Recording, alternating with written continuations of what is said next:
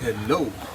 Um, I've got this quick unboxing video for the Dieseltronic piggyback ECU for my Vitara Brezza. So it's come in this good looking cardboard box, performance through innovation. Okay. And here it is. Yes, the dual channel Dieseltronic. Ooh, bro. Okay, I've got something here. Okay, status indicators, and this looks like the serial number. I'll keep that aside. What else do we get in here? What is this? Okay, that's the bill. And we have some connectors. Sorry. Wiring harness. This is a dual channel unit type B for Brezza, so you're gonna see 4 connectors and one for the battery, the red one. So one connector goes to the fuel rail and the other one goes to the turbo sensor, I think, and the other two are for bypass to the stock ECU. And we have some goodies too.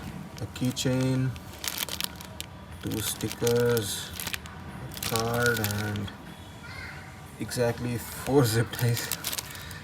This could have given more. Yeah, and the most important part, the mode shifter.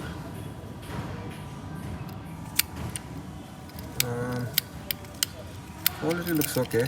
The opening and closing could have been more smooth. Anyways, read all documentation before proceeding. There's the documentation. Okay. Okay.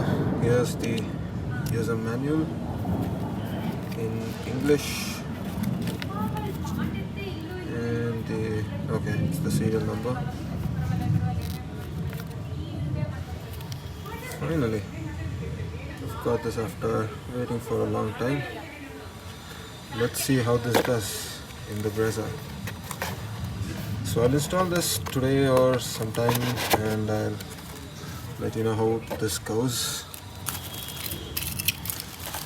Performance through innovation. Nice tagline.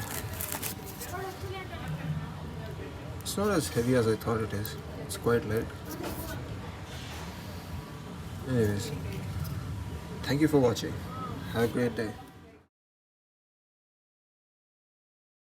Hey everyone, just trying to install the Dieseltronics dual channel piggyback ECU on the Vitara Brezza.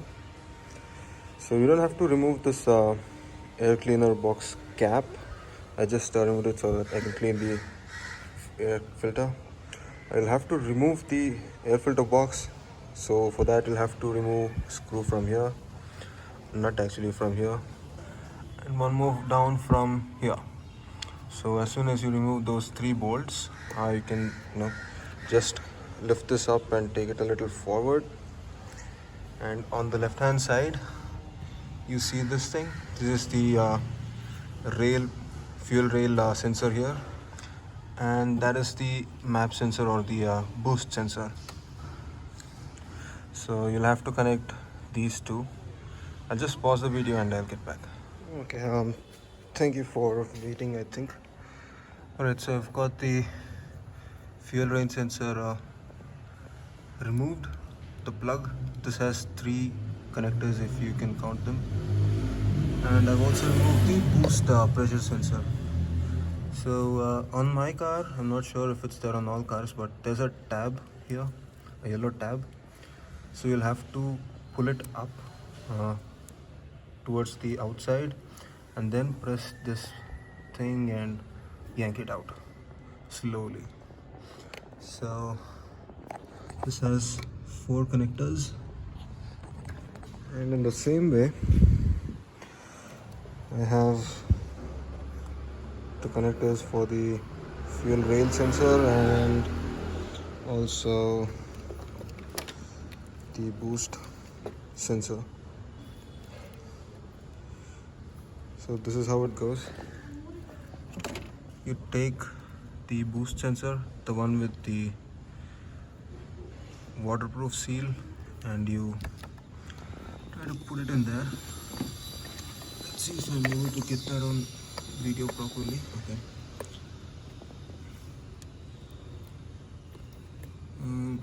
No, that didn't go in. So I've not fit that properly in yet. So you connect that to that, and you take the original sensor and put it to the bypass on the wiring harness that Race Dynamics provides you with. You do the same for the fuel rail sensor also. Okay, so finally it's up installed. I'll have to just a temporary switch direction, and I'll do the proper routing later on. So everything is working as expected. I've got the key. I've got the ECU fitted. So it's blinking once, so it's in stock mode. I'll do economy. Blinking twice. You can observe I changed, the engine sound just changed. Just P1. The engine, the revs or something just changed. Let's press P2. 1, 2, 3, 4. Okay. So it's working as expected. I will just go ahead and route the cables properly. Just put back in stock.